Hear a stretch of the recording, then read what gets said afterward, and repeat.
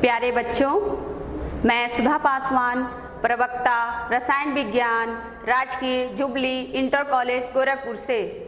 बच्चों, कक्षा 11 के विषय रसायन विज्ञान के अध्याय 11 पी ब्लॉक तत्व के भाग 2 के साथ मैं आपके सामने उपस्थित हूँ। इससे पूर्व बच्चों आप भाग 1 पढ़ चुके हैं, जिसमें आपने पी ब्लॉक तत्वों की विभिन्न ऑक्सीकरण अवस्थाओं, अक्रिय युग्म प्रभाव, उनके द्वारा बने यौगिकों की प्रकृति और पाई बंध के बारे में विस्तार से पढ़ा था।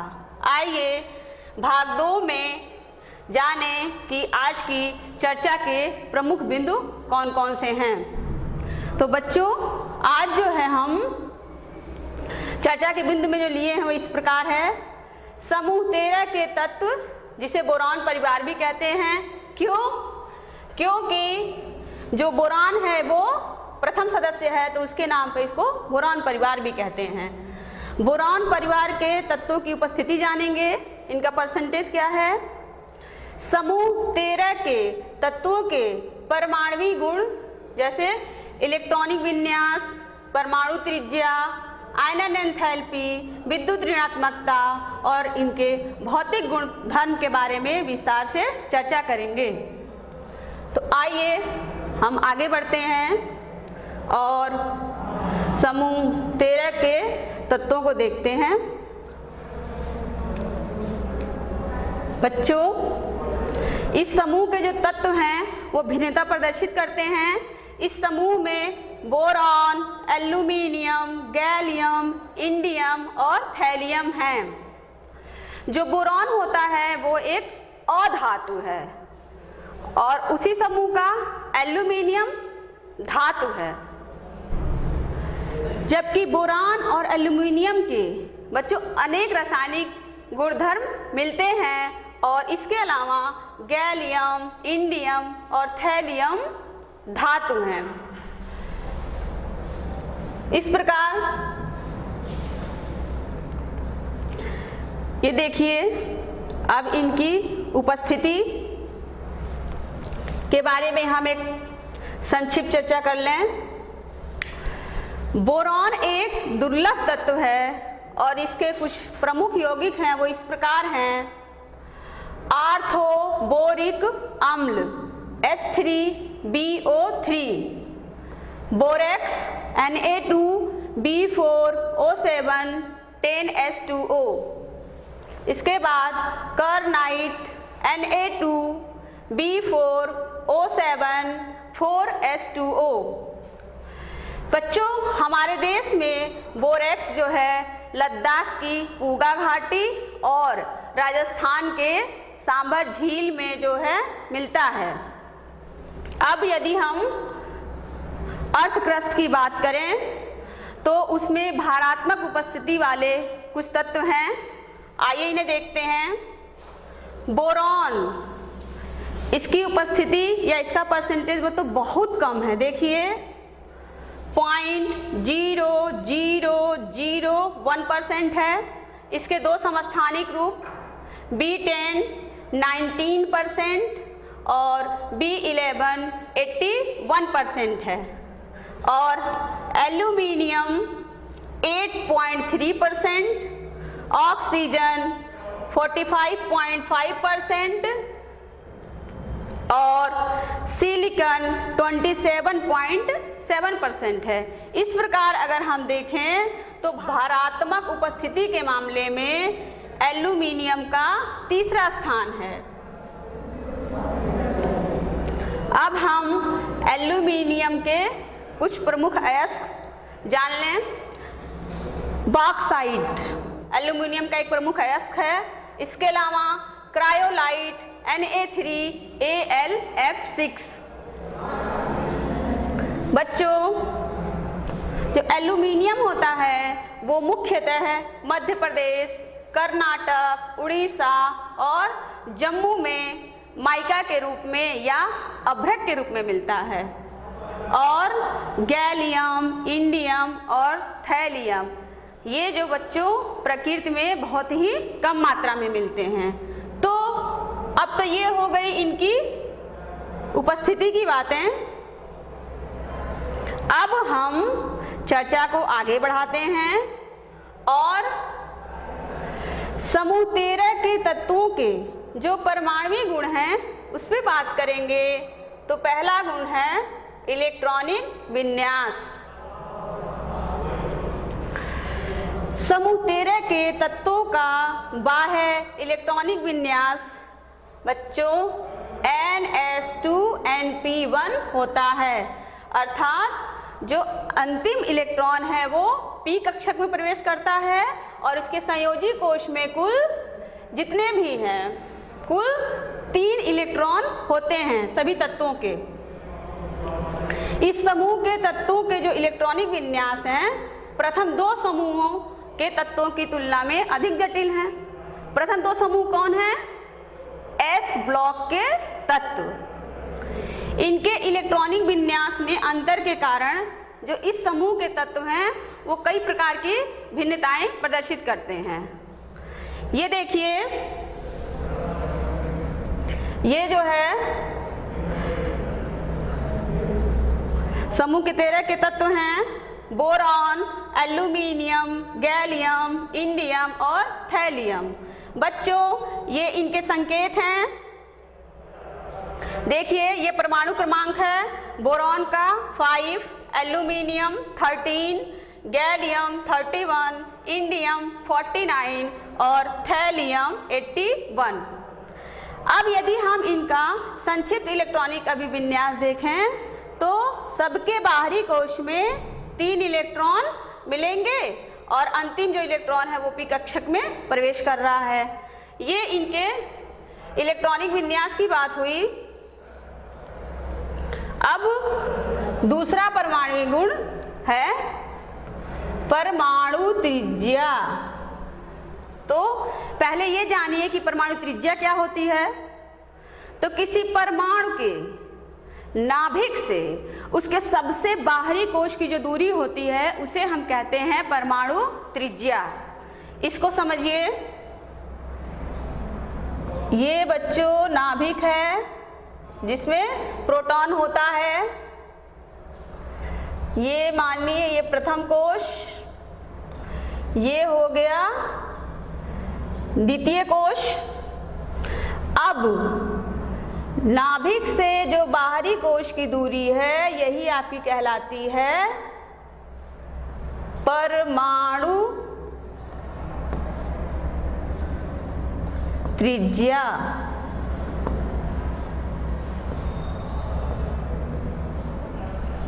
अब यदि क्रमागत सदस्य में जाएं तो इलेक्ट्रॉन का एक कोश जुड़ जाएगा। इस तरह से ये है आपका नाभिक, ये पहला कोश, ये हुआ दूसरा कोश और ये तीसरा। अब देखिए नाभिक से सबसे बाहरी कोश की दूरी। तो कहने का ये अर्थ है कि जब समूह में नीचे जाएंगे तो क्रमागत सदस्यों में इलेक्ट्रॉनों का एक कोश जुड़ जाएगा। नीचे जाने पे क्या होगा? इलेक्ट्रॉन की संख्या बढ़ती है, क्योंकि प्रोटॉन की संख्या बढ़ती है तो क्या होगा? आकार बढ़ता जाता है और परमाणु त्रिज्या जो है सामान्यतः बढ़नी चाहिए। लेकिन परमाणु त्रिज्या की जो वृद्धि है वो संभावित होने के बावजूद भी विचलन देखा जा सकता है। जैसे गैलियम की परमाणु त्रिज्या 135 पिकोमीटर है और एल्यूमिनियम की देखिए बच्चों 143 पिकोमीटर हो गई है। बोरॉन के बाद एल्यूमिनियम आता है, एल्यूमिनियम की बढ़नी चाहिए, ठीक है बढ़ी। एल्यूमिनियम के बाद गैलियम है, इसकी बढ़नी चाहिए लेकिन क्या हो गई? घट गई। क्यों? आइए इसको विस्तार से देखें कि गैलियम की परमाणु त्रिज्या क्यों घट जा रही है।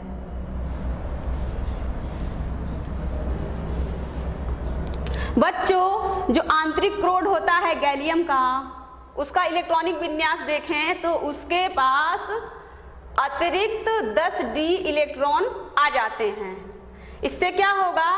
S एवं P कक्षकों की तुलना में बाहरी इलेक्ट्रॉनों पर ये दुर्बल परिरक्षण प्रभाव डालेंगे। अब ये आया शब्द दुर्बल परिरक्षण प्रभाव, यहाँ से देखिए परिरक्षण प्रभाव। ये क्या होता है बच्चों? जो आंतरिक कोश होते हैं वो बाहरी कोश की नाभिक के प्रभाव से रक्षण करते हैं या उसकी शील्डिंग करते हैं, उसी को कहते हैं परिरक्षण प्रभाव। तो गैलियम परमाणु पर क्या होगा? इफेक्टिव न्यूक्लियर चार्ज बढ़ जाएगा और उसकी परमाणु त्रिज्या कम हो जाएगी।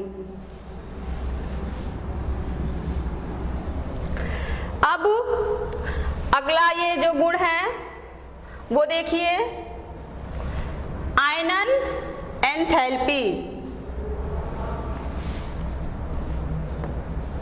आयनन एंथैल्पी, तो आयनन एंथैल्पी क्या होती है बच्चों?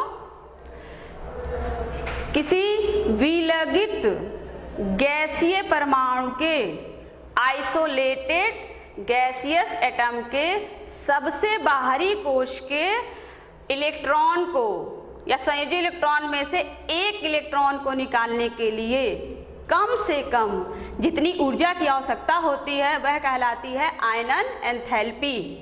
अब इसका मान कैसे परिवर्तित होगा? आयनन एंथैल्पी समूह में ऊपर से नीचे जाने पर सामान्य रूप से नहीं घटती है। इसमें विचलन देखने को मिलेगा। बोरॉन से एल्युमिनियम तक कमी होती है। क्यों? बोरॉन का साइज छोटा है तो प्रभावी नाभिकीय आवेश जो होगा बाहर के इलेक्ट्रॉनों पर अधिक काम करेगा, उसको मजबूती से पकड़ के रखेगा, तो हमें अधिक ऊर्जा देनी पड़ेगी इलेक्ट्रॉन को निकालने के लिए।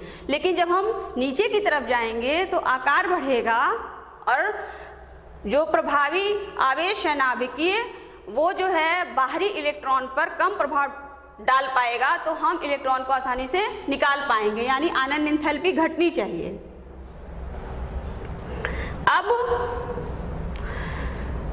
एल्यूमिनियम एवं गैलियम के मध्य, इंडियम और थैलियम के मध्य आयनन एंथैल्पी की प्रेक्षित अनिरंतरता डी एवं एफ इलेक्ट्रॉनों के कारण होती है। बच्चों अभी सारणी के माध्यम से इसको हम और विस्तार से समझेंगे। इनका जो परिरक्षण प्रभाव होता है वो बढ़े हुए नाभिकीय प्रभाव की क्षतिपूर्ति करने के लिए कम होता है। जो आयनन एंथैल्पी होता है उसका क्रम क्या होता है कि फर्स्ट आयनन एंथैल्पी से ज़्यादा सेकंड की मान होता है और सेकंड आयनन एंथैल्पी से ज़्यादा तीसरी आयनन एंथैल्पी का मान होगा। इसको अगर हम और सरल शब्दों में समझें तो हम एल्युमिनियम परमाणु का उदाहरण लेके समझते हैं। ये आपका बच्चों हमने एल्युमिनियम का अगर परमाणु लिया तो इसका हो जाएगा 2, 8, 3 इलेक्ट्रॉनिक विन्यास। तो इसके प्रथम कोश में 2 इलेक्ट्रॉन होंगे और दूसरे में बच्चों 1, 2, 3, 4, 5, 6, 7, 8 और जो इसका बाहरी कोश होगा उसमें 3 इलेक्ट्रॉन, 1, 2 और 3। अब यदि हम इसमें से एक इलेक्ट्रॉन निकालना चाहें तो क्या होगा? बनेगा Al प्लस और ये हो जाएगी आयनन एंथैल्पी फर्स्ट। एल्युमिनियम परमाणु में से बच्चों जब हमने एक इलेक्ट्रॉन निकाल दिया तो इसका आकार छोटा हो गया और ये इसकी फर्स्ट आयनन एंथैल्पी हो गई। अब यदि हम एक और इलेक्ट्रॉन निकालना चाहें तो क्या होगा? प्रभावी नाभिकीय आवेश का मान और ज़्यादा बढ़ जाएगा, वो इलेक्ट्रॉन को और मजबूती से बांधेगा और हमें और ज़्यादा ऊर्जा देनी पड़ेगी। तो यदि हम एक और इलेक्ट्रॉन निकालें तब क्या होगा? तब बच्चों बन जाएगा Al plus plus Al2 plus और आयनन एंथैल्पी हो जाएगी, ये हो जाएगी दूसरी आयनन एंथैल्पी। पहली आयनन एंथैल्पी से दूसरी आयनन एंथैल्पी का मान क्या होगा? ज़्यादा होगा। अब यदि हम एक और इलेक्ट्रॉन निकालना चाहें तो तीसरा इलेक्ट्रॉन, तो अब क्या होगा? जो प्रभावी नाभिक आवेश है उसका मान और ज़्यादा बढ़ जाएगा और हमें और ज़्यादा ऊर्जा देनी पड़ेगी। तब क्या होगा? जब तीसरा इलेक्ट्रॉन निकालेंगे तो बनेगा Al3 प्लस और ये हो जाएगी आयनन एंथैल्पी थर्ड। इस प्रकार बच्चों जो पहली आयनन एंथैल्पी होती है उससे ज़्यादा मान दूसरी का होता है और दूसरी आयनन एंथैल्पी से ज़्यादा मान तीसरी का होता है। ये तो हो गई आयनन एंथैल्पी की बात। आइए अगला परमाणुवीय गुण विद्युत ऋणात्मकता, इस पे बात करें तो विद्युत ऋणात्मकता या इलेक्ट्रोनेगेटिविटी यह बताता है कि जो परमाणु है वह सहसंयोजी आबंध के युग्मित इलेक्ट्रॉन या पेयर्ड इलेक्ट्रॉन को अपनी ओर आकर्षित करने की कितनी क्षमता रखता है। तो समूह 13 के तत्वों की जो विद्युत ऋणात्मकता है वो वर्ग में ऊपर से जब हम नीचे जाते हैं तो बोरॉन से एल्युमिनियम तक क्या होती है बच्चों, कम हो जाती है। लेकिन परमाणुवीय आकार में अनियमित वृद्धि होती है, उसी के कारण क्या होता है, इनमें भी विद्युत ऋणात्मकता में भी आंशिक वृद्धि होती है। इसको अभी हम सारणी के माध्यम से और अच्छे से समझेंगे।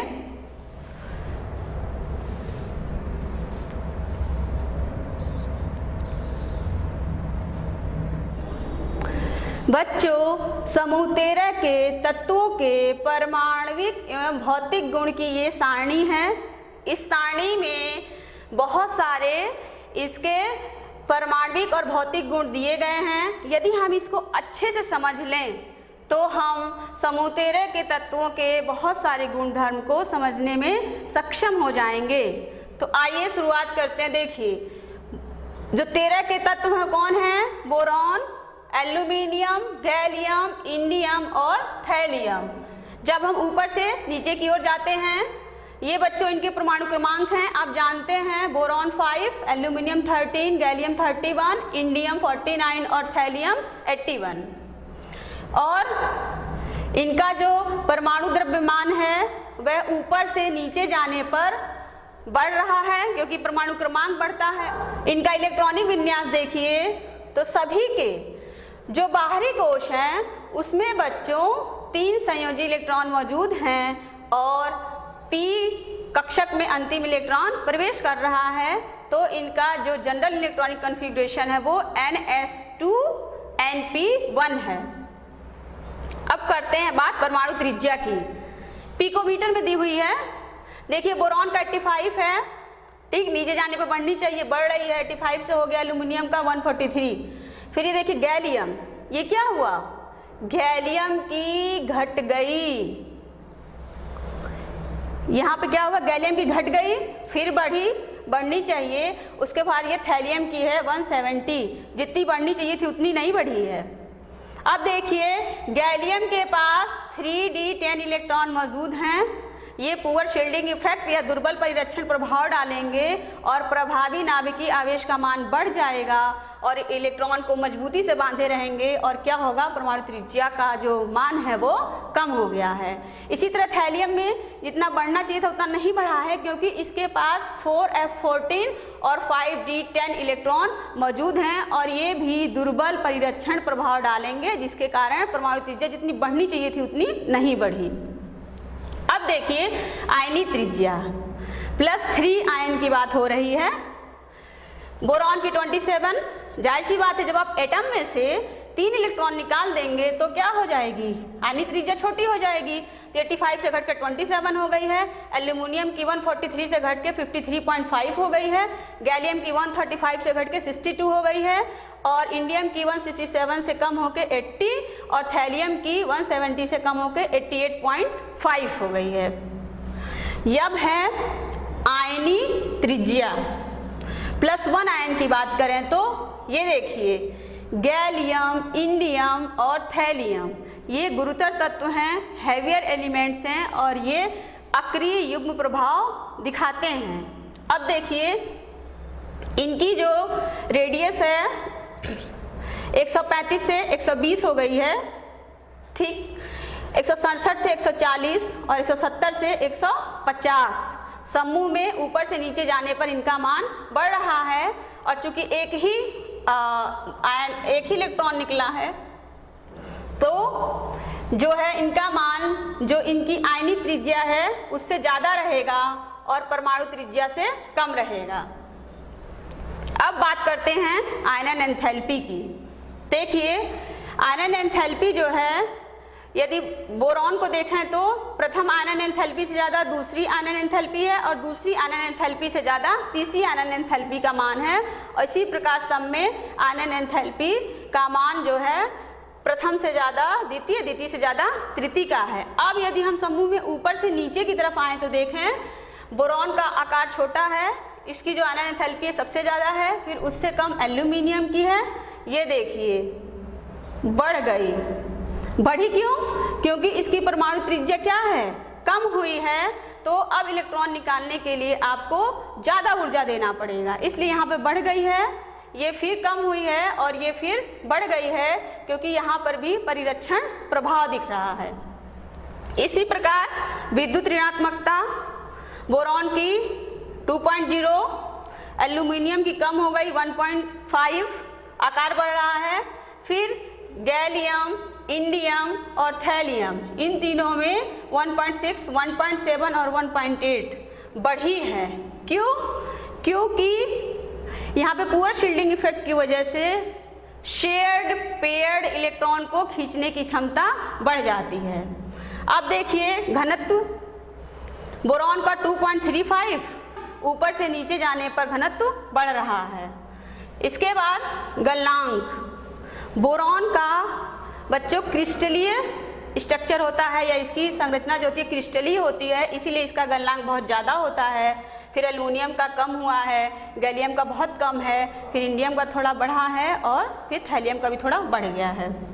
क्वथनांक की बात करें तो बोरॉन का क्वथनांक बहुत ज़्यादा है, फिर एल्यूमिनियम, गैलियम, इंडियम और ये थैलियम, इस तरह से ये नीचे की तरफ जाने पर घट रहा है।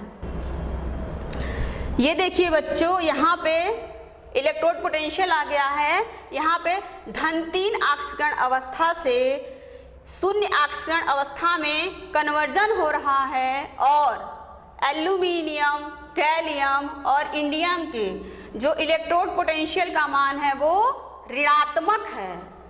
कहने का अर्थ यह है कि इनकी जो धन 3 ऑक्सीकरण अवस्था है वो अस्थाई होगी और थैलियम का इलेक्ट्रोड पोटेंशियल जो है वो धनात्मक है और धन 3 ऑक्सीकरण अवस्था इसकी कम अस्थाई होगी। इसी प्रकार यहाँ देखिए इलेक्ट्रोड पोटेंशियल धन 1 ऑक्सीकरण अवस्था से शून्य ऑक्सीकरण अवस्था में कन्वर्जन की बात हो रही है, कन्वर्जन दिख रहा है। और एल्यूमिनियम का जो इलेक्ट्रोड पोटेंशियल का मान है वो धनात्मक है, अर्थात इसकी धन 1 ऑक्सीकरण अवस्था जो है कम अस्थाई होगी। और गैलियम, इंडियम और थैलियम तीनों के इलेक्ट्रोड पोटेंशियल या इलेक्ट्रोड विभव का मान ऋणात्मक है, तो इनकी धन 1 जो ऑक्सीकरण अवस्था होगी वो अधिक अस्थाई होगी। इस प्रकार बच्चों हमने इस सारणी के माध्यम से समूह 13 के तत्वों के परमाणुविक गुण और भौतिक गुण के बारे में जाना और हमने विचलन के बारे में भी चर्चा की कि विचलन प्रदर्शित करते हैं तो क्यों प्रदर्शित करते हैं। आइए अब हम आगे बढ़ते हैं और कुछ प्रमुख गुणधर्म हैं, इनको एक बार देख लेते हैं। बोरॉन बच्चों प्रकृति में एक अधात्विक तत्व है। यह काले रंग का अत्यधिक कठोर पदार्थ है। बोरॉन के अनेक अपर रूप मिलते हैं और क्रिस्टलीय जालक के कारण बोरॉन का जो गलनांक होता है वो असाधारण रूप से उच्च होता है। इस समूह के अन्य तत्व निम्न गलनांक एवं उच्च वैद्युत चालकता वाले मुलायम ठोस होते हैं। बोरॉन क्या है, कठोर है और बाकी सब मुलायम ठोस हैं। गैलियम का गलनांक बहुत कम होता है, 303 केल्विन। इसीलिए जो गैलियम होता है वो गर्मियों के दिनों में द्रव अवस्था में मिलने लगता है। इसके अलावा बच्चों गैलियम का उच्च क्वथनांक जो है उच्च तापों के मापन के लिए इसको एक उपयोगी पदार्थ बनाता है। और जो समूह 13 के तत्वों का जो घनत्व है वह वर्ग में नीचे जाने पर बोरॉन से थैलियम तक बढ़ता जाता है।